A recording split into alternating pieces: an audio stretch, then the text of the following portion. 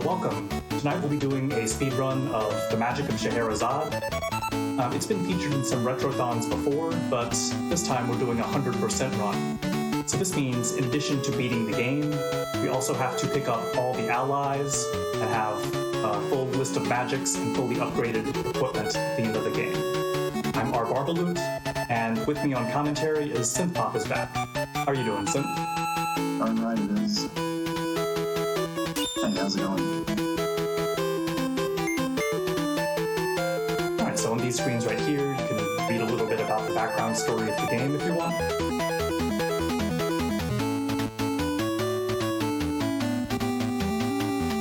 Basically, the evil magician Sabaron erased our memory and threw us into a different time period.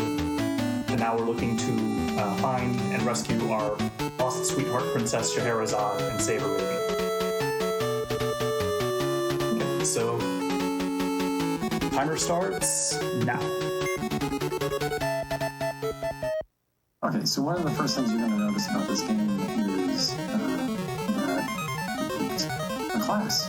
And we will have to change to all three of the different classes in different chapters for story reasons and for story reasons we have to change away from magician. For convenience purposes, we switch back to magician. There are 5 chapters in this game, and we go to different places in Arabia, like he said, to save the princesses and the king. Now, we start as a magician because the magician has, at the very beginning of the game, a ranged attack, and that's extremely important. We'll have to switch to Saint in Chapter 3, and switch back immediately, as soon as possible, because the Saint is the worst class in the game, and we'll spend some time as a fighter in Chapter.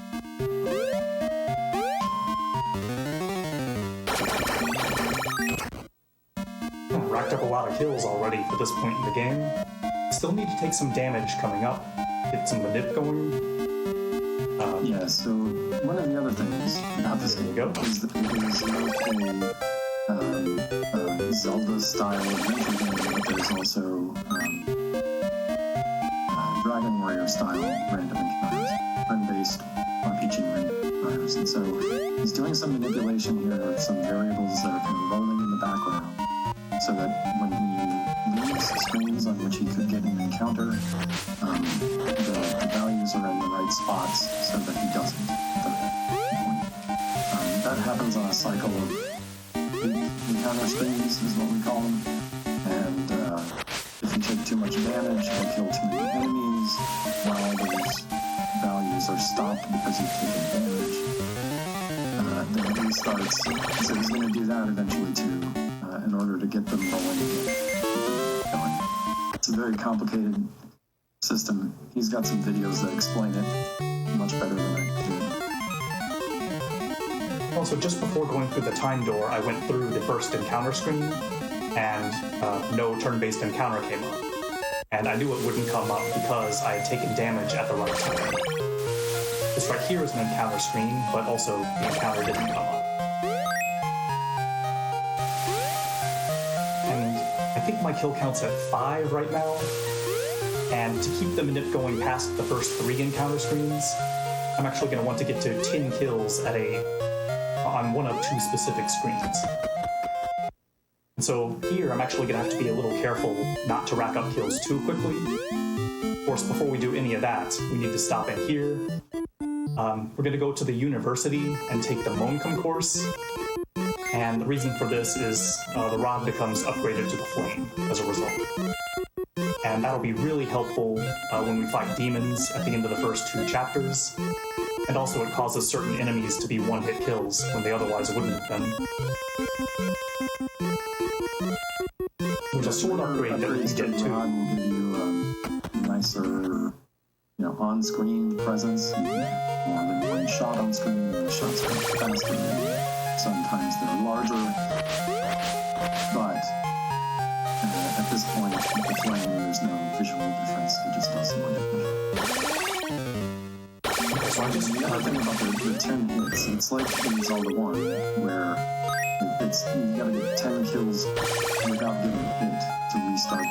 variable kill one.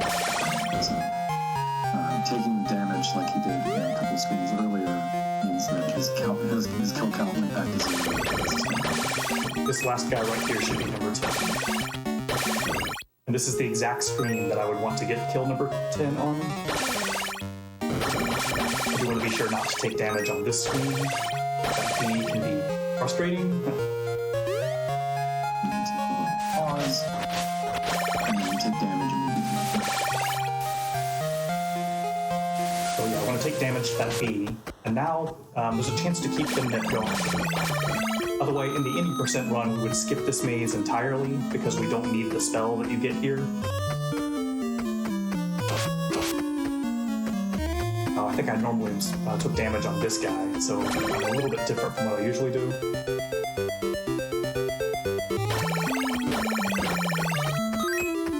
But yeah, as part of 100%, we have to get all the spells, including the Great Magics. This right here is the Great Magic of Monicum, which we won't actually be using in the speedrun. But, again, we have to have it for 100%. And this is the spell that the instructor at the university was telling us about. Now, before I go on, I'm going to do a short grind of this screen transition right here. It's convenient because the enemies give 5 experience each, which is a lot for Chapter 1. And there are no turn-based encounters at that transition. So I sat there and got up to a little over 160. Unfortunately, I've lost track of my kill count, so the minute is very likely off by this point. I'll go ahead and take that damage there, but yeah, so there's a turn-based encounter. First one we've seen so far. And that was the 9th encounter screen we crossed through. So we did successfully manipulate and avoid the first 8 possible turn-based encounters. So reasonably successful, certainly for a marathon setting. So now, I'm going to take my first shopping trip. And first I'm going to borrow 150 rupees. And then I'll buy 3 carpets. Which is all the shopping we'll do right now, but we'll do some later in this chapter.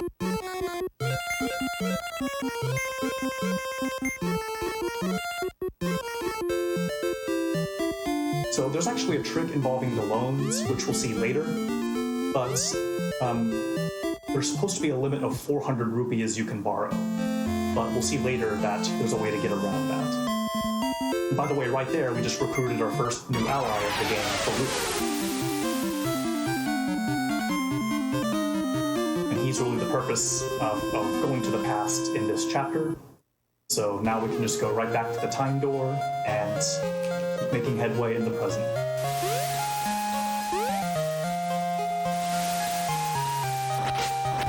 Part of the way that this game works is oh no, I died. You get your friends to help you. They give you items, and they help the bosses do stuff and make it so that you can attack bosses and stuff. In any percent, we would skip some of them, any of them that we could. But now he's got to get them all. And the other thing is, it's kind of interesting that it doesn't seem like it would be necessary for like things like the shopping trips to change that much between 80% and 100%. But they end up getting broken up across multiple chapters. Whereas in any percent run, you would do like the first big shopping trip a little bit later. Okay, and by the way, that death I took a few screens ago was deliberate. We do have to take one spare death somewhere in the first 2 chapters before a certain point, and that screen I found is a convenient place to do it. Because the HP refill is nice, and also it respawns you at a good spot in the screen, and cuts out a little bit of walking. And that's actually connected to why the shopping trips are split up, right? Because we take a game over, which ends up having the total amount. that's also the reason why I didn't take out all the loans I could immediately.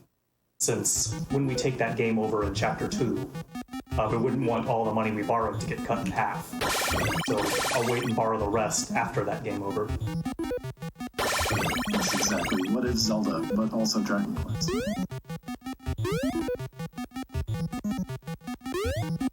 So that town that we visited in the past, where we picked up Farouk, is called Horan.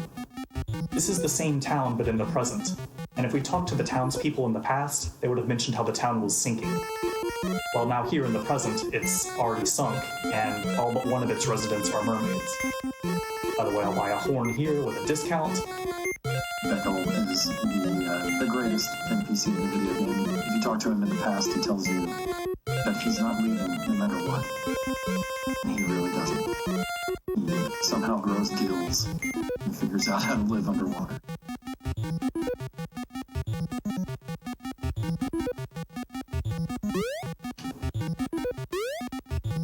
Okay, so now here is our next ally, Kibabu, or Kibabu. And we have to answer no to this kind of bizarre question, but we can do that just by hitting B.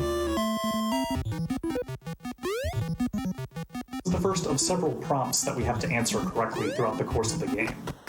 And the penalties get worse and worse the later in the game we get, as far as what happens if you answer the prompt wrong. Yeah, with Kibabu, if you answer wrong, she kicks you out, you can go back in. Later on, it's just a game over.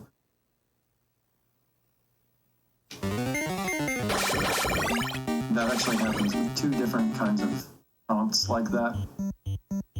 You have to do that four different times, and there's two different versions of it. The first time you encounter both of those things, the penalty is just getting kicked out. Ooh, did not want to miss that money bag, although on the bright side, I really just missed out on 10 rupees there because the 20 I got would have gotten cut in half.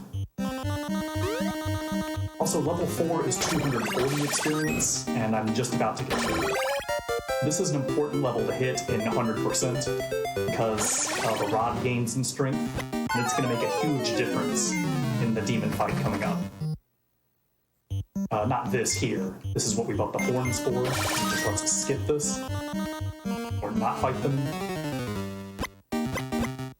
They do have a possibility of activating, and I'm sure when that happens, I don't know that anybody exactly that. Yeah, it seems like it has about a 1 in 8 chance that they'll react to the horn adversely and fight you. Right, yeah, photosensitivity is an issue for you to look away. Okay, so here, as with level 4, I'm just going to take out one side of these eyes each cycle, not bother spamming Voltor. But if it were still level 3, like in the 80% run, the eyes would take 2 hits to kill. So we would need to use up a bunch of MP spamming Voltor. There will still be some flashing, but it's not as bad.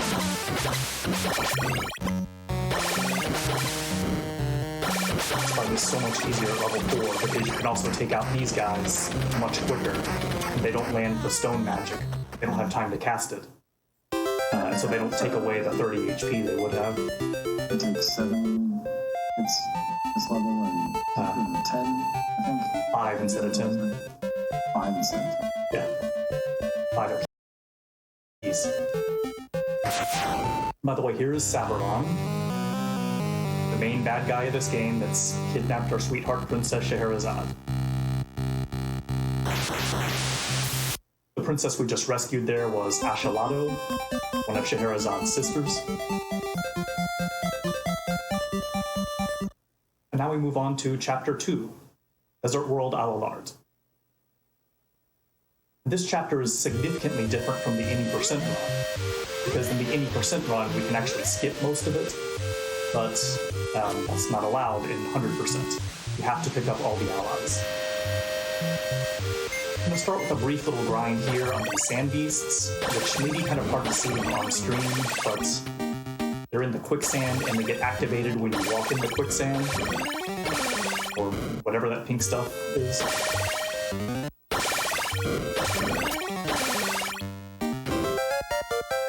Okay, so that's 3 screens of them, and so now I'm gonna leave. I wanted the experience, but also leaving after the 3rd screen means hopefully I can take well-timed damage to manipulate out of some encounters in this chapter now. By the way, there was the spell of Rain coming. It's the great magic for this chapter, which once again we won't be using, but we need to collect as part of the requirements for 100%. And that damage I took there was on the screen where I wanted to take damage. So I'm hoping that we avoid the first several possible turn-based encounters.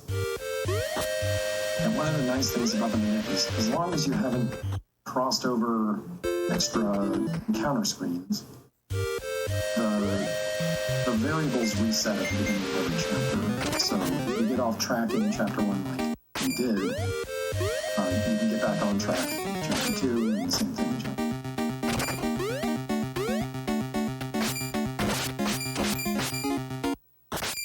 By the way, I have no breads here. Breads would restore HP. If I ran out of HP, it would just automatically bring me back up to 50. But I don't have any breads, so if I run out of HP here, I die. And I already took that spare death in chapter 1. That means I need to be really careful not to die until the specific screen where I'm supposed to die. So I may have to stop and heal at some point if things get too dicey. Yeah, and walking through that desert without having cast Rain Calm, you lose 1 HP in 5 seconds or 3 seconds. Yeah, 1 second or 1 HP every so often. I don't know the exact interval.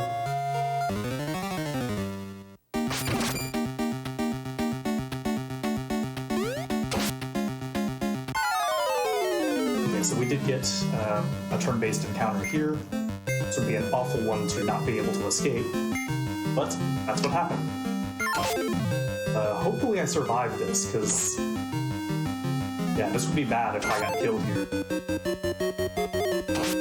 I don't have that spare death. So you get 3 chances to escape before taking damage. Okay, good. You know, that kind of spooked me enough that I'm just going to heal right now. I don't really need to, probably, but yeah, getting stuck in a fight and killed in it would end up costing several minutes because I would not end up being able to do a skip that I normally would have been able to do later on. Okay, so here we talk to La and can't understand him, but the point is, now that we've talked to him, we can now go back to the present and recruit an ally who translates that language.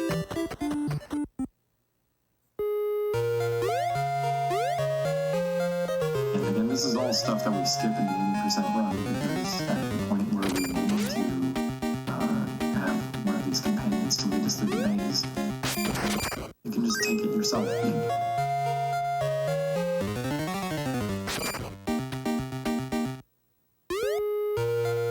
If you know the way through, just walk through it yourself.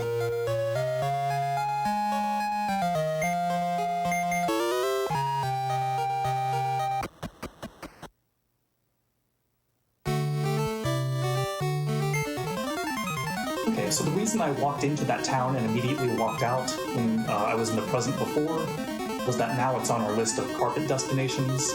So now that I'm back in the present, I can just carpet straight there.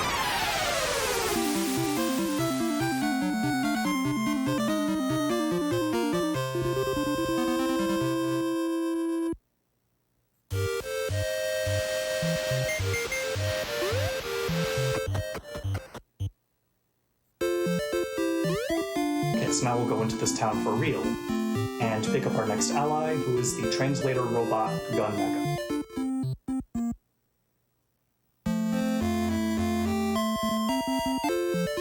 Now that we have him, we go back to that town in the past, and can understand everyone there. We're still not going to talk to the townspeople, except for that one special NPC who we have to talk to.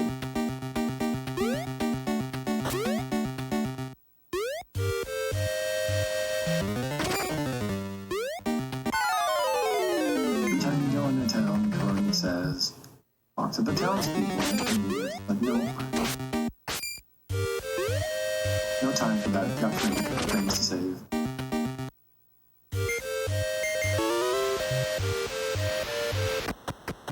Unfortunately, we also went into that town in the past, which we needed to anyway, but now that we've been in it, we can just carp it straight back to it as well.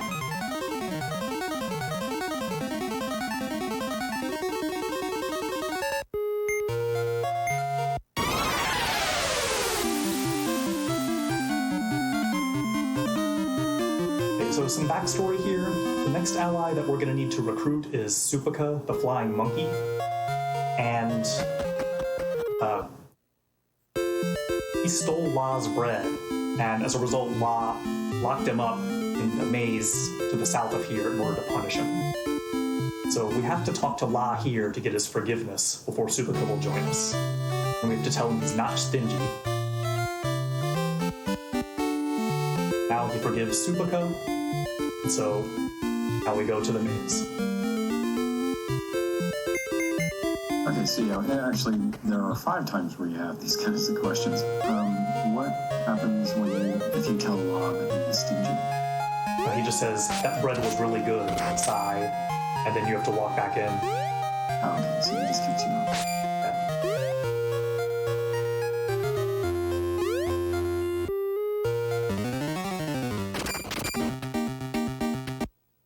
And by the way, in the any percent run, we don't need Supaka for his intended function. So we skip this whole part of the chapter where we go into the past and all this. So Supaka's the reason we have to go so far out of the way to get him. Or in this chapter, I guess. So here's where we need to die. So 80% run would already be in chapter 3, but... So we respawn right here, not where we died, and now we're almost at the end of the maze. Oh! I missed another money bag, though. That's not good. But there's Supaka, the flying monkey. He joins us. And now we have the dilemma of needing to get back to the present. Well, how might we do that?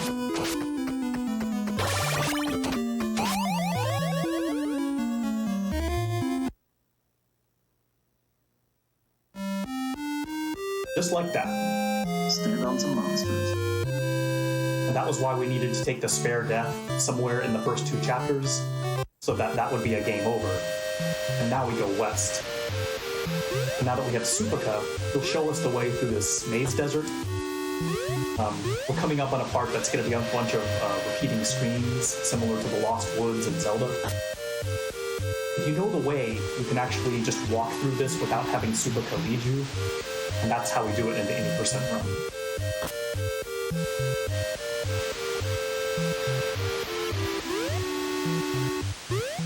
Also, I need to not lose sight of experience here. I haven't hit level 7 yet. Level 7 is 780 experience, and I need to be sure I hit that before getting to the demon at the end of the palace coming up.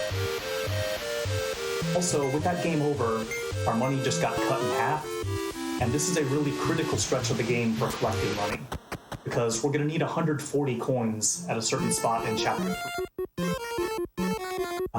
We just picked up 50 rupees there, and then there will be another similar spot in Chapter 3 where we get 50 more. But on top of that, I'm still going to need 30 additional rupees, which will almost certainly be a money bag and 10 extra coins. Since I just missed a money bag a few screens ago, the next money bag drop may be a while away. So I'm going to be careful in this palace to see as many drops as I can, progress the drop cycle as much as possible, and also I'll pick up individual coins. I'll go more out of my way to collect them than I normally would, given that recent missed money bag.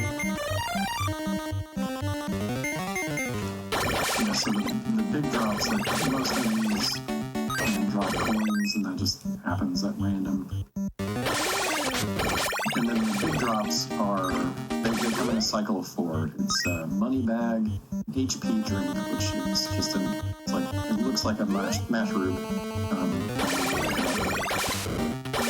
HP. And then another money bag and an MP drink. And then the cycle repeats. Usually in any percent, at this point, you're also hoping to pick up an Edric to give you an extra cast of the magic spell against the boss. Okay, there's level 7, so we're 7 experience now, and there's the money bag. Thank you. Getting concerned there. But yeah, so now we're good on money. Would have lost some time relative to my PV in that split, just from all the walking around, picking up coins, but as far as progressing through the marathon, we're golden now. Just picked up Eppin, who is the last ally of this chapter, and we do have to get him in any percent as well. We can't get to the demon's second form without him. Yeah, but again, at any percent, he doesn't go line straight to Eppin and then straight to the boss while we're doing level 7. Unlike most of the other chapters, where, like, you know, in chapter 1, if he had been level 3, that fight would have still been doable. In this one, you have to be level 7. You cannot early without level spell. Speaking of which, lots of flashing lights coming up. The first stage of this fight is just 8 quick casts of this spell, Flame of 1. We want to cast it quickly enough so she doesn't have time to counter with her star magic, but she's really slow about it. It's about half a second. So you have to be really slack in order to actually give her time to counter. And now here's Eppin revealing her second stage. By the way, this is the boss Curly, which is almost certainly a mistranslation of Callie, as you can probably see why based on this current form.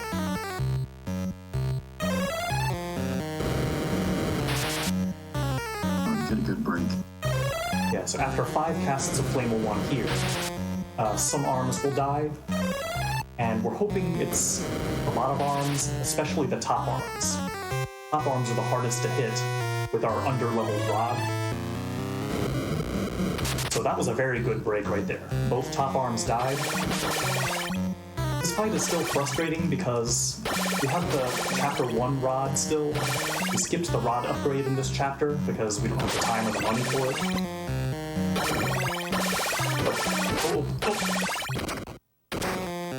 Okay, that was an incredibly good curly fight. Yes, it was. Started off a little rough. You know, you can get 5 of the arms to break. I'll take any break where both of the top arms go.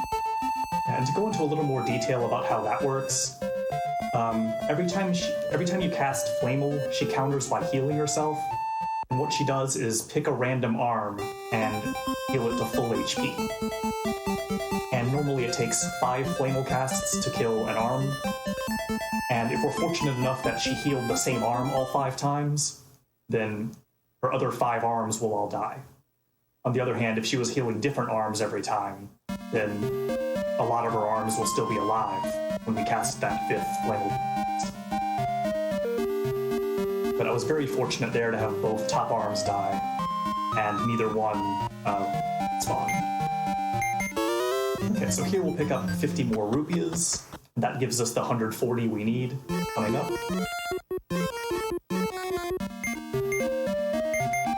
And as for this part of the walk, we have an HP refill coming up fairly soon, so I'm not really going to pay too much attention to HP for a while.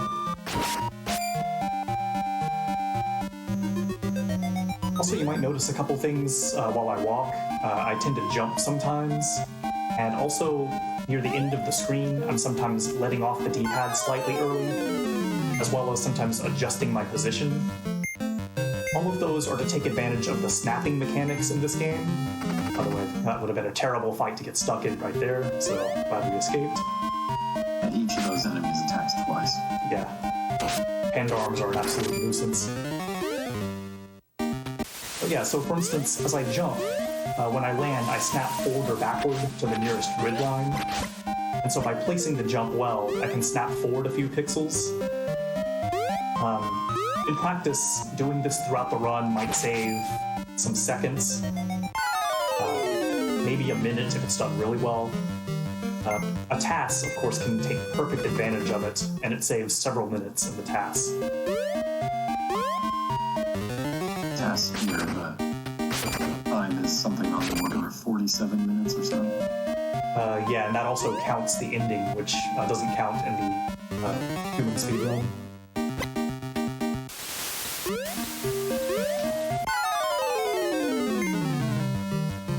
Been seeing a lot of turn-based fights. Fortunately got out of this one. We only got stuck in one so far, but it was that really scary 6 Sumrima fight in Chapter 2 when I couldn't afford to take a death. These random encounters are actually kind of fun, and sometimes you can get decent rewards out of them, but it's like never worth the resource cost or the time to actually do the fight. Okay, so here, we stopped into this hidden university. One of the townspeople would have told us about it if we talked to them.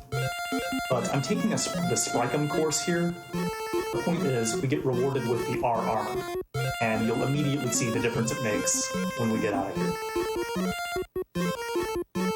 So now my armor is purple, and my defense is now double what it was. In other words, all damage is halved through the rest of the game. There is a spell that you get in Chapter 1, or that you can get in Chapter 1, that does the same thing, but now that spell is useless. In practice, in 80% run, where you would ever actually use it. Okay, and there I just changed class to Saint, which I have to do for a certain plot point. As soon as that's over, I will eagerly be changing class right back to Magician. The Saint is basically the most useless class as far as practical use, fighting, and all that. Really, the only perk the Saint gets is you're able to walk on damage zones without taking damage, but that's a really minor consideration.